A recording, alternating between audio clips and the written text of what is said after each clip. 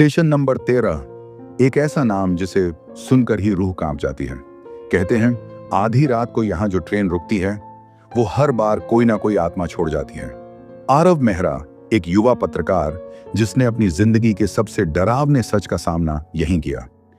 एक रात उसे एक पुरानी डायरी मिली जिसमें लिखा था, अगर तुमने इसे पढ़ा तो अब तुम भी फंस चुके हो।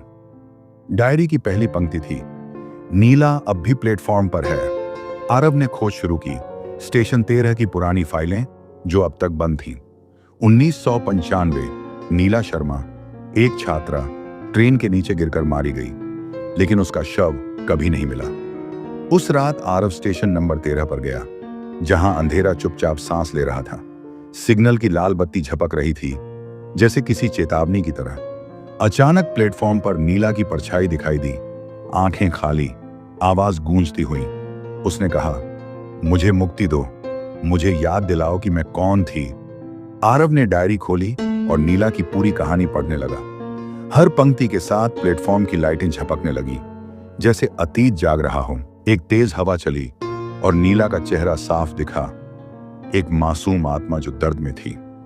आरव ने अंतिम शब्द पढ़े, मुझे माफ कर दो। नीला की आत्मा रो पड़ी और धीरे धीरे प्रकाश में विलीन हो गई। आरव ने सोचा था कहानी खत्म हो गई, लेकिन डायरी का आखिरी पन्ना अभी भी कोरा था। उस रात उसके कमरे में नीला की आत्मा फिर प्रकट हुई, अब और भी व्यथित। नीला ने कहा, एक और आत्मा वहां बंधी है जिसे मुक्ति नहीं मिली। आरव फिर स्टेशन नंबर 13 पहुंचा। इस बार वहां वक्त थमा हुआ सा लगा। एक कोच से बच्चे की चीख सुनाई दी, पर वहां कोई था नहीं। जांच में पता चला 1997 में एक लड़का राज ट्रेन में लापता हुआ था। राज की आत्मा प्लेटफॉर्म पर ही फंसी थी। रोज 1:13 पर वही ट्रेन आता था। नीला ने आरव से कहा, राज को उसके नाम से बुलाओ और डायरी में उसका नाम लिखो। जैसे ही नाम लिखा गया, प्लेटफॉर्म पर तेज बिजली गिरी और वक्त फिर से चल पड़ा।